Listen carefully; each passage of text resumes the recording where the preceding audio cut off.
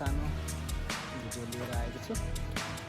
सबैजनाले अन्तिमसम्म हेरेर साथ दिनु होला।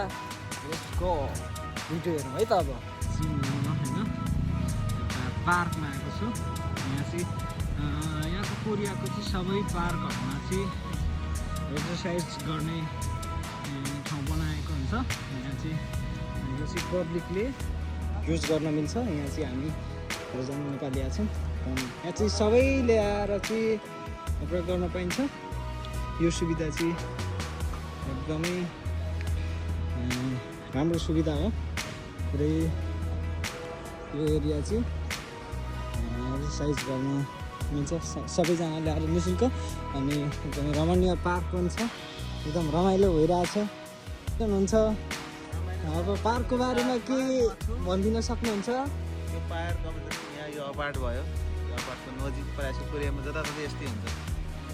त्यहाँ बस्नेहरू यहाँ आउने एक्सर्साइज गर्नको लागि। हाम्रो नेपालमा नि यस्तै भइदिए हुन्थ्यो जस्तो लाग्छ तपाईँलाई? के लाग्छ? सम्भव छ? नसकेको होला।